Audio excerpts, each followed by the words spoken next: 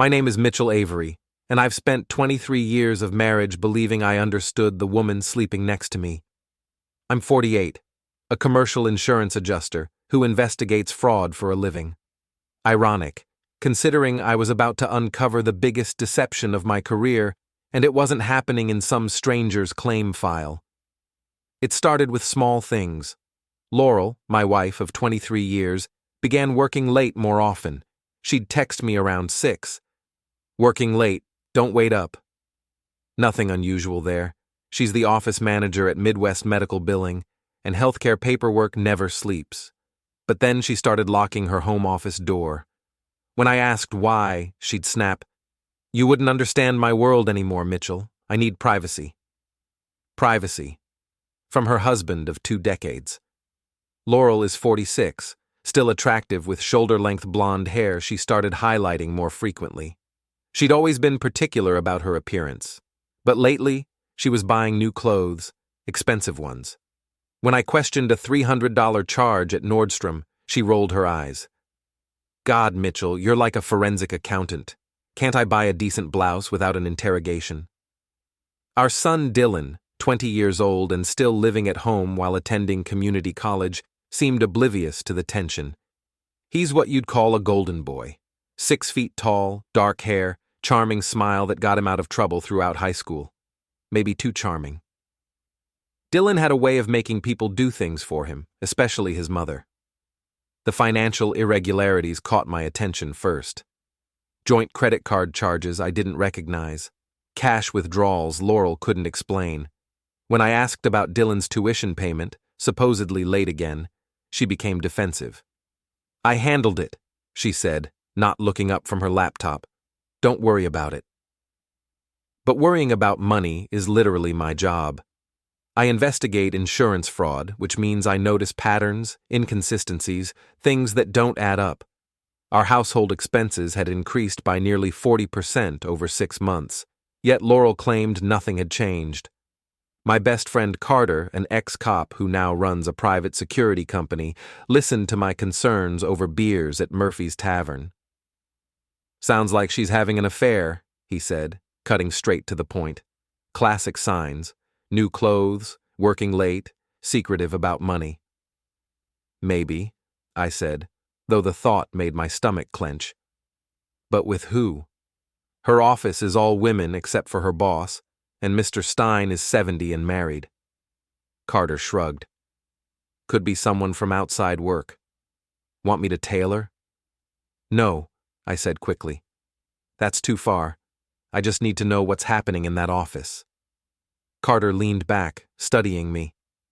"You know, if you're really worried about security at her workplace, you could always suggest upgrading their system. Building owners love that stuff. Reduces their liability."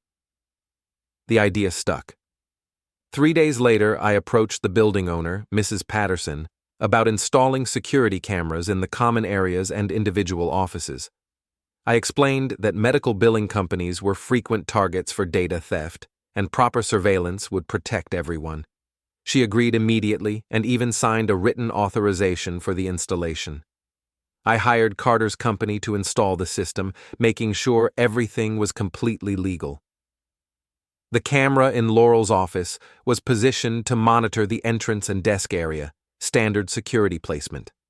I told Laurel about the upgrade, mentioning it was building-wide for insurance purposes.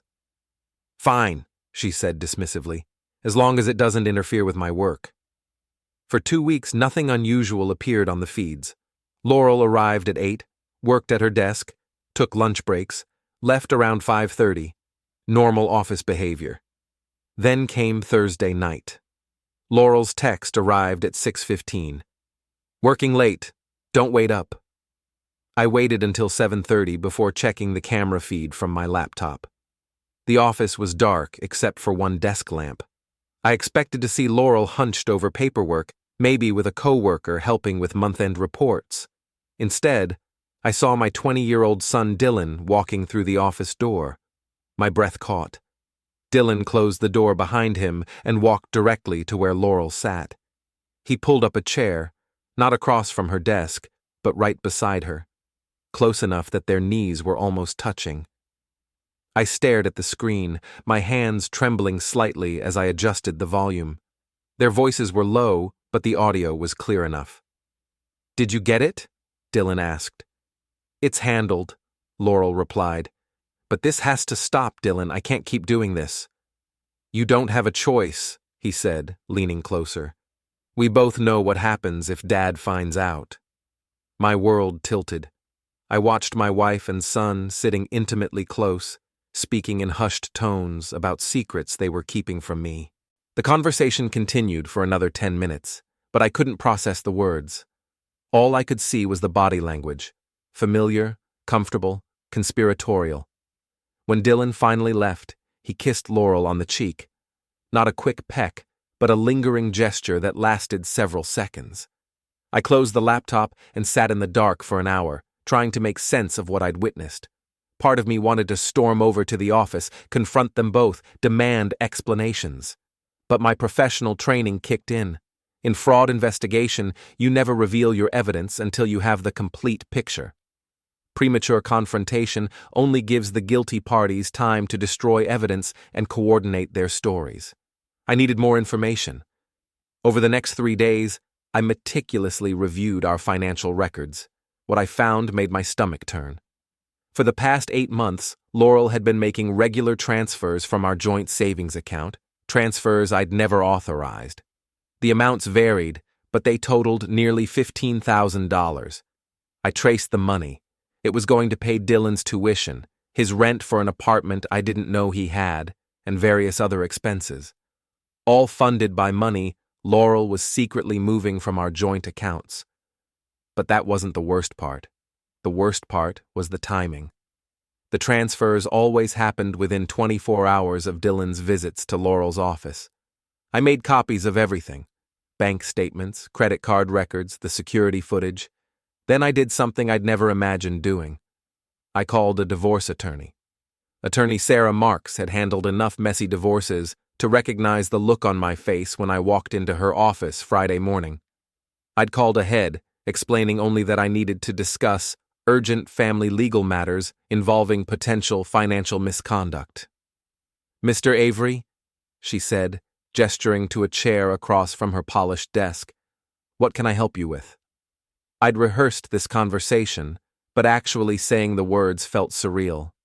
"I have evidence that my wife and adult son are engaged in some kind of inappropriate relationship, and that my wife has been secretly transferring marital assets to fund his lifestyle." Sarah's expression didn't change. She'd probably heard worse, but she leaned forward slightly. "What kind of evidence?" I opened my laptop and showed her the security footage. She watched silently as Dylan entered the office, sat close to Laurel, and they had their hushed conversation. When it ended with the lingering kiss, Sarah sat back. "How did you obtain this footage?" "Legally," I said, handing her the signed authorization from the building owner. I arranged for security upgrades to the building and informed my wife about the installation. Everything was done with proper consent and documentation. Sarah reviewed the paperwork, then examined the financial records I'd compiled.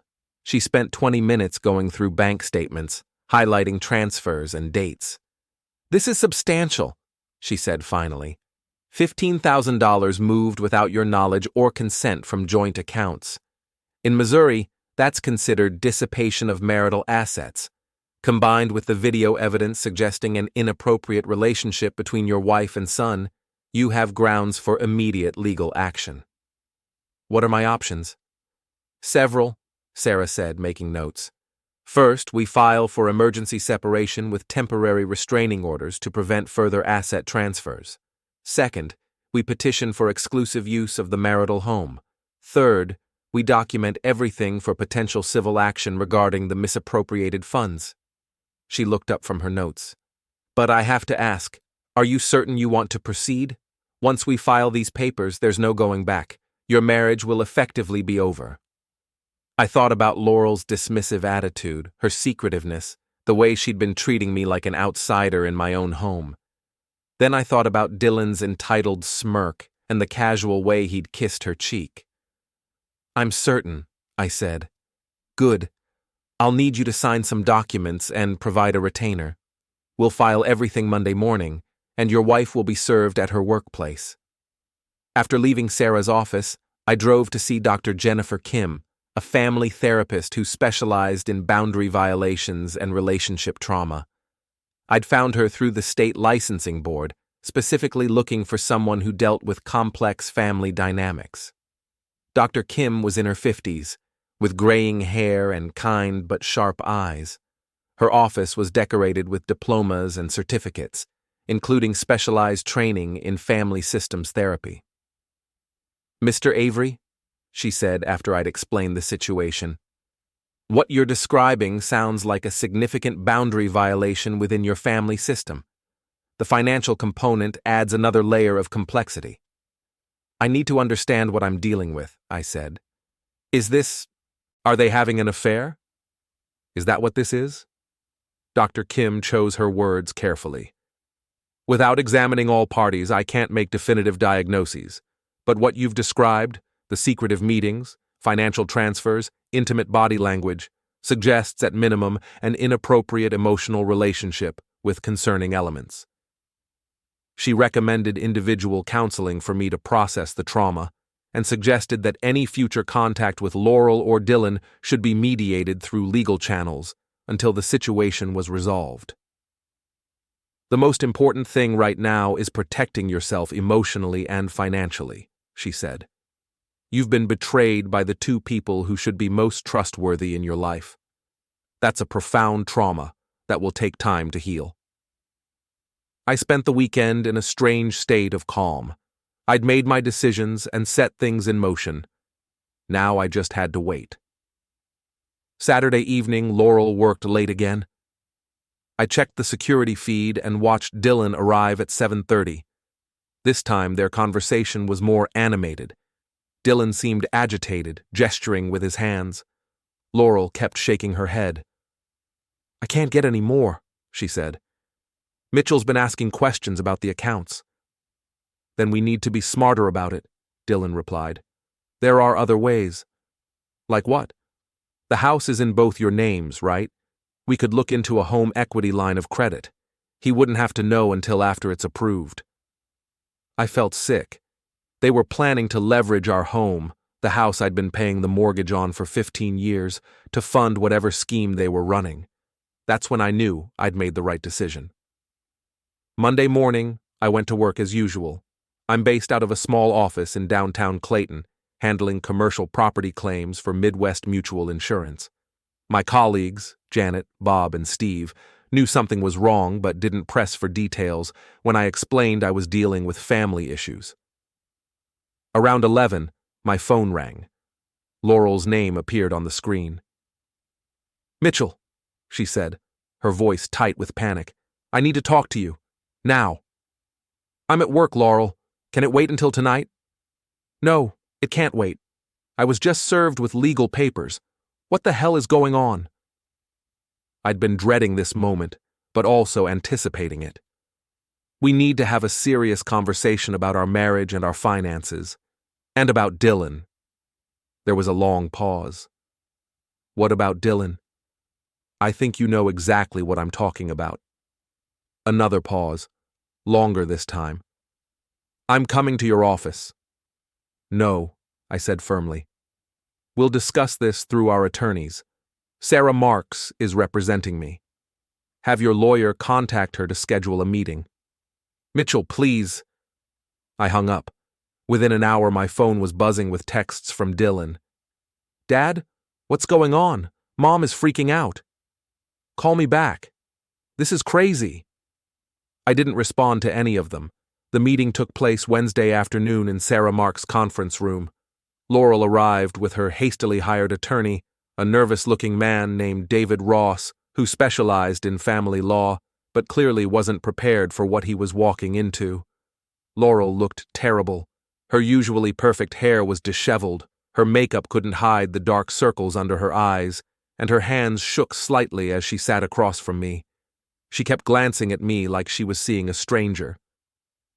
"Let's begin," Sarah said, opening a thick folder. Mr. Avery has evidence of significant marital misconduct and financial impropriety that we need to address." "What kind of evidence?" Ross asked. Sarah slid copies of the bank statements across the table. Unauthorized transfers totaling $14,800 from joint marital accounts over an 8-month period. All transfers were made without Mr. Avery's knowledge or consent. Laurel's face went pale as she looked at the highlighted transactions. I can explain those." "Please do," Sarah said. "Dylan needed help with school expenses, tuition, books, living costs. We're his parents. It's our responsibility to help him." "Mr. Avery wasn't aware of these expenses," Sarah pointed out. "Why didn't you discuss them with your husband before transferring marital assets?" Laurel glanced at her lawyer, who nodded encouragingly. "Mitchell has been so stressed with work lately. I didn't want to burden him with more financial worries." Sarah pulled out her laptop. "Let's examine the context of these transfers." She turned the screen toward Laurel and pressed play. The security footage filled the screen. Dylan entering the office, sitting close to Laurel, their intimate conversation, the lingering kiss. Laurel's face went from pale to ashen. Ross looked confused, then alarmed as he realized what he was watching. "This footage was taken when?" Ross asked. "Last Thursday evening," Sarah replied, "when Mrs. Avery told her husband she was working late." "How did you get this?" Laurel whispered. "Legally," I said, speaking for the first time since the meeting began. "With full authorization from the building owner and your knowledge that security cameras were being installed." Sarah played 2 more clips from different dates, showing similar meetings between Laurel and Dylan. The pattern was clear: secretive meetings, intimate body language, and conversations about money. "This is taken completely out of context," Laurel said desperately. "Dylan is our son. Of course we have private conversations." "About hiding financial transactions from your husband?" Sarah asked. "Let's listen to the audio from Thursday's meeting." She played the segment where Dylan and Laurel discussed taking out a home equity line of credit without my knowledge. Ross's face grew increasingly grim as he listened. "Mrs. Avery," Ross said quietly, "I need to speak with you privately." They stepped outside for 10 minutes. When they returned, Ross looked defeated. "My client acknowledges that there may have been some miscommunication regarding family finances," he said carefully.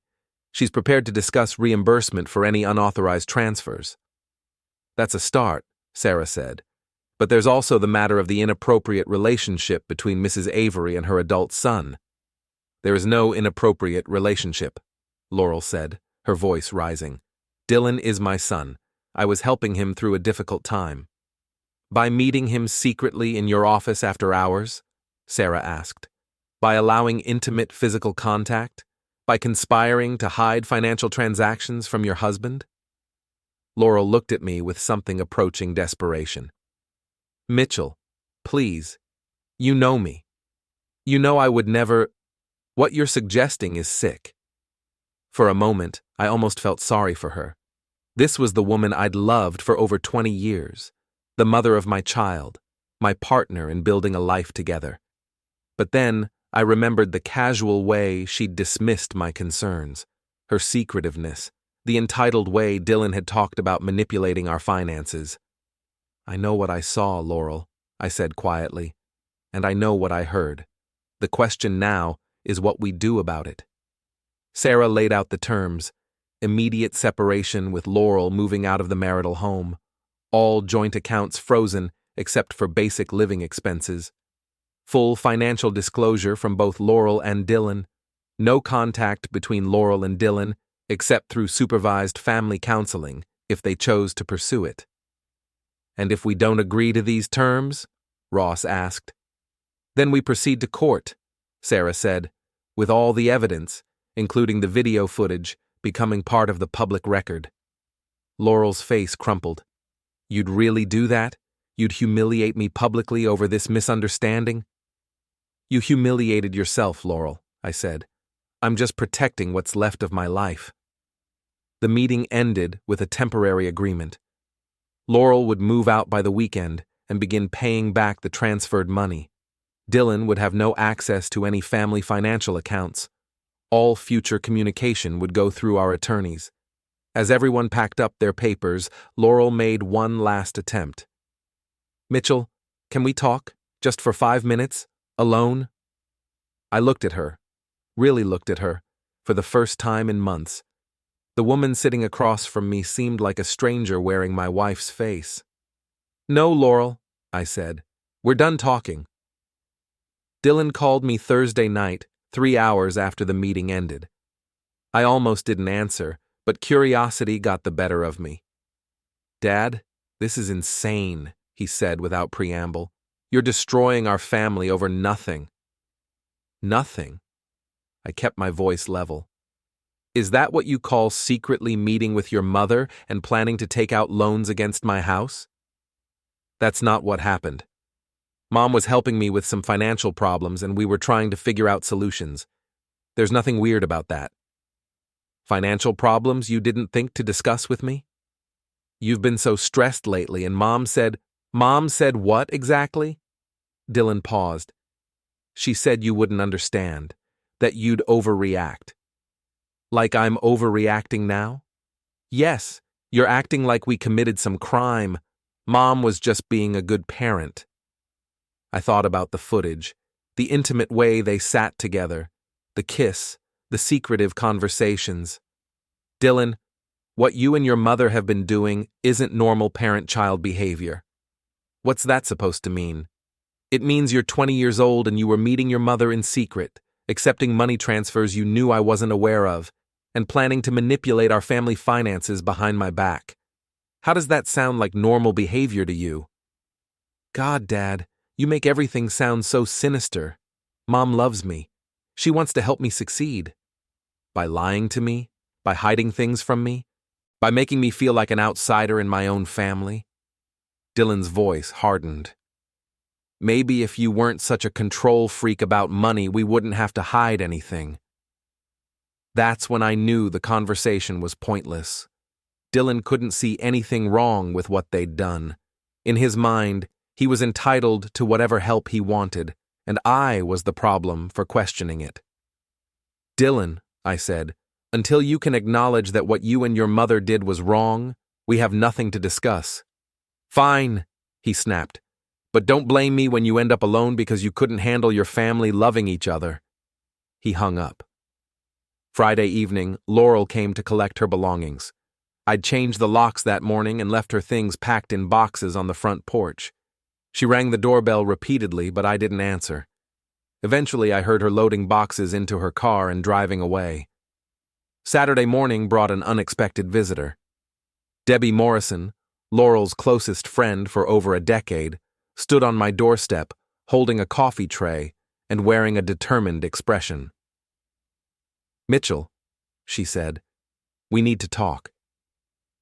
Against my better judgment, I let her in. Debbie was 52, divorced twice, and had always been the kind of person who inserted herself into other people's drama. "Laurel is devastated," she began, settling onto my couch like she planned to stay a while. "She says you've completely misunderstood the situation with Dylan." "Have I?" "Look, I know how it might have appeared, but you have to understand.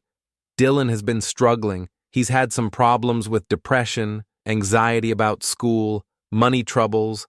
Laurel was just trying to help him through a rough patch." I studied Debbie's face. "Did you know about the secret meetings?" She hesitated. I knew she was worried about Dylan. "That's not what I asked." Another hesitation. "She mentioned that Dylan sometimes came by her office when he was having problems. She said it was easier to talk there, away from distractions." "And the money? Did you know she was transferring thousands of dollars from our joint accounts without telling me?" Debbie's confident expression wavered. Laurel said you'd been fighting about money, that you were being unreasonable about Dylan's expenses." "We weren't fighting about money, Debbie. I didn't even know about Dylan's expenses because Laurel never told me about them." "But surely you knew he needed help." I knew he was supposedly having trouble making tuition payments.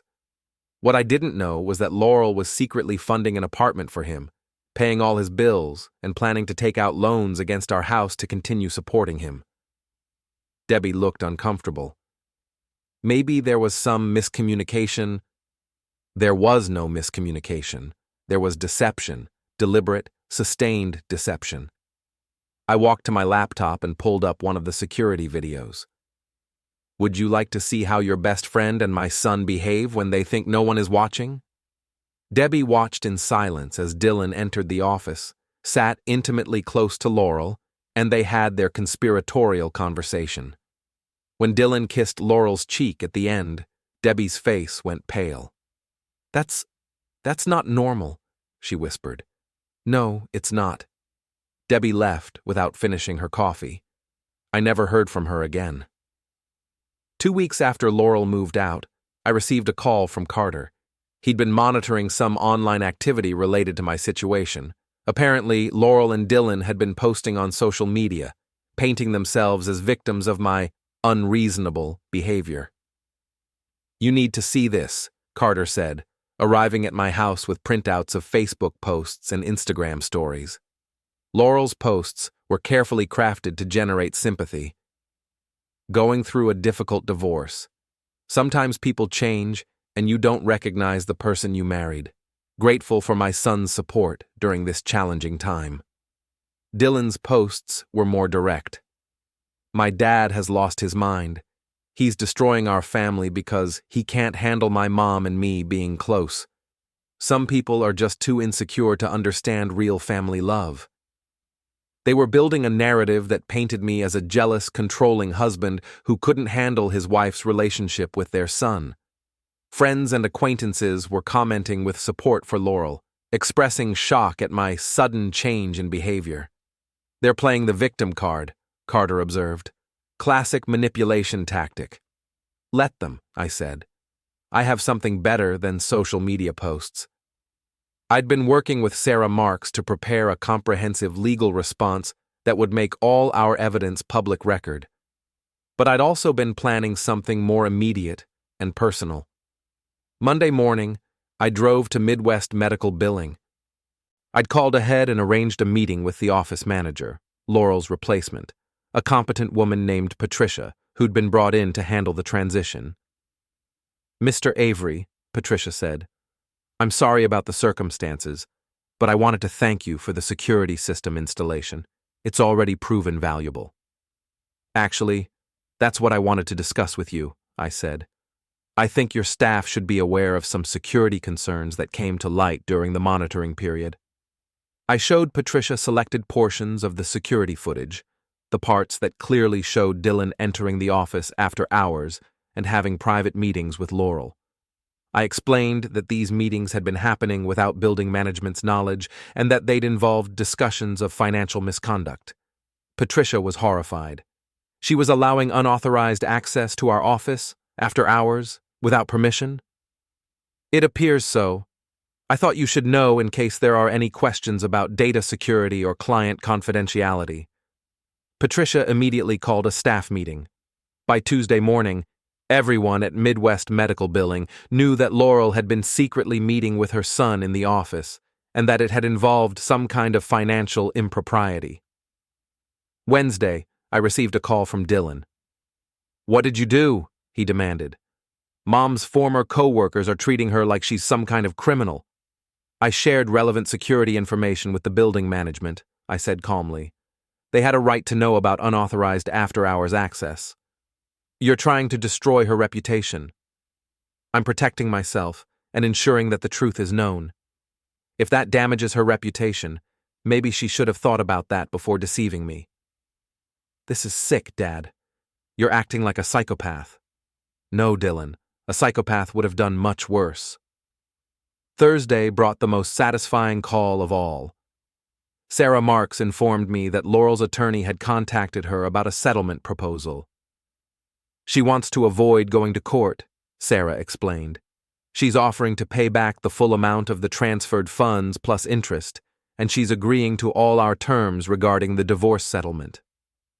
What changed her mind? I suspect the public nature of the situation is becoming uncomfortable for her. Word travels fast in a community this size. Friday evening, I was having dinner at Murphy's Tavern when I spotted Laurel sitting alone at the bar. She looked awful, thin, tired, older than her 46 years. When she saw me, she walked over to my table. "Mitchell," she said quietly, "can we please talk? Just for 5 minutes?" I gestured to the empty chair across from me. She sat down carefully, like she was afraid I might change my mind. "I want you to know that I never meant for things to go this far," she began. "Dylan was having problems, and I was just trying to help him." "By lying to me?" "I wasn't lying. I was protecting you from worry." "By planning to take out loans against our house without my knowledge?" Laurel's face crumpled. "That was Dylan's idea. I told him it was wrong, but he said we were running out of options." "Options for what, Laurel? What was so urgent that you had to deceive your husband of 23 years?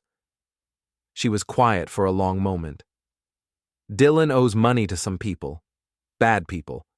He got involved with gambling, and then when he couldn't pay, he borrowed from loan sharks. They were threatening him. The truth hit me like a physical blow." "How much does he owe?" $25,000. I stared at her. "So you were planning to mortgage our house to pay off Dylan's gambling debts? Without telling me?" "I didn't know what else to do. He's my son, Mitchell. I couldn't let them hurt him." "And you couldn't tell me because?" "Because I knew you'd be angry. I knew you'd want to let Dylan face the consequences of his choices." She was right. I would have insisted that Dylan deal with his own problems, even if it meant facing dangerous consequences. But that wasn't the point. "Laurel," I said quietly, "you chose Dylan over me, over our marriage, over our partnership. You decided that lying to me was better than trusting me. I was trying to protect everyone. You were trying to enable our son's destructive behavior while keeping me in the dark about it. That's not protection, that's betrayal." Laurel started crying. "I'm sorry, Mitchell. I'm so sorry. I made terrible choices, but I never meant to hurt you." "But you did hurt me, deeply. And the way you and Dylan have been portraying this situation publicly, trying to make me look like the villain, that's not the behavior of someone who's truly sorry." She wiped her eyes. "What do you want me to do?"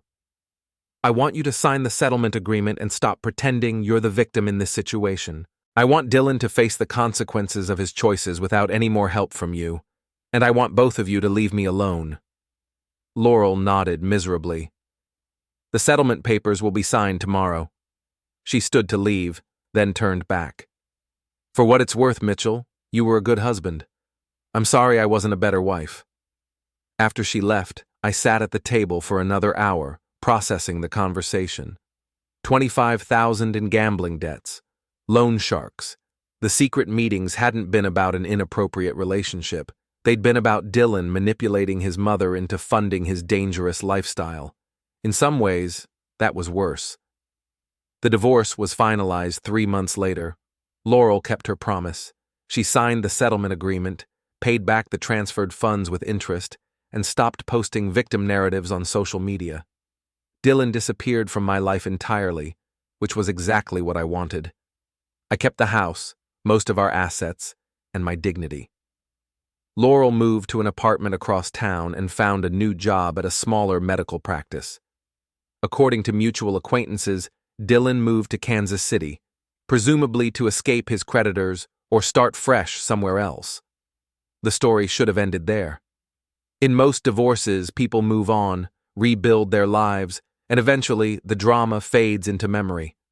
But Dylan had inherited his mother's talent for poor decision-making, and 6 months after our divorce was final, he made one last, catastrophic choice. I was working late on a Tuesday evening when my phone rang. The caller ID showed a number I didn't recognize. "Mr. Avery, this is Detective Williams with Clayton Police. I need to speak with you about your son, Dylan Avery."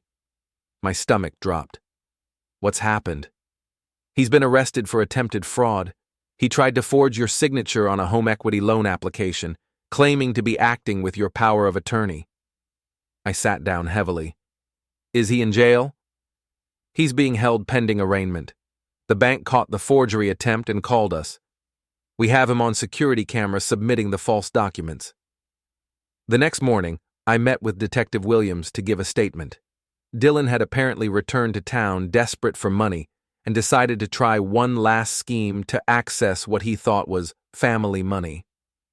He seemed genuinely surprised that you weren't listed as an emergency contact, Detective Williams said. He kept insisting that this was all a misunderstanding, that he was sure you'd want to help him. Detective, I said, I haven't spoken to my son in 8 months, and I have no intention of helping him with anything. Understood. We'll need you to sign a statement confirming that you never gave him permission to act on your behalf. I signed the papers without hesitation. Dylan's attempted fraud made the local newspaper. The story was brief but damaging. Local man arrested for forging father's signature on loan documents. It included details about the divorce and the family financial disputes that had preceded his arrest.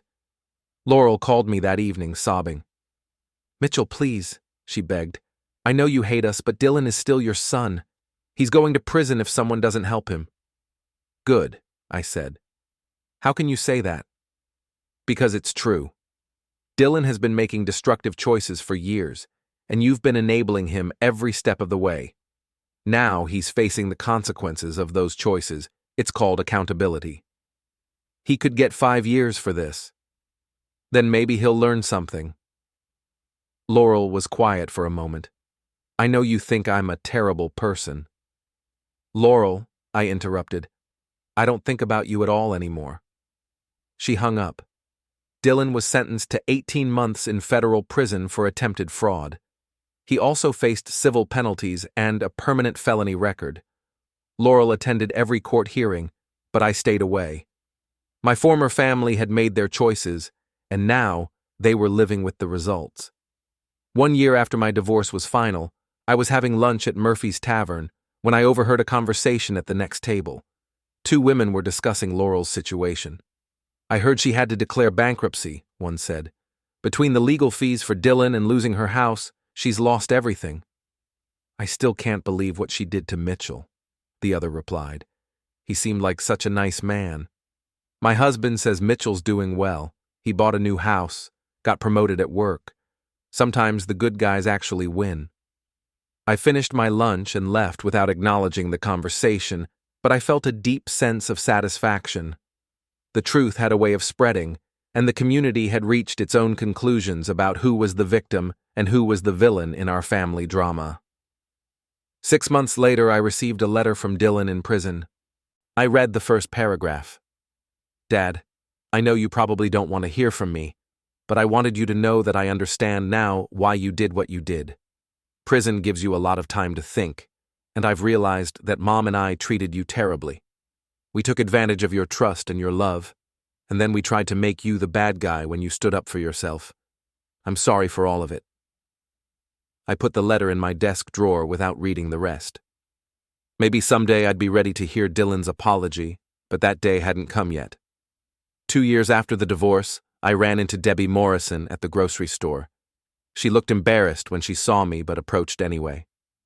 Mitchell, she said awkwardly, I wanted you to know that I'm sorry about how everything turned out. I should have minded my own business. It's okay, Debbie. You were trying to help a friend.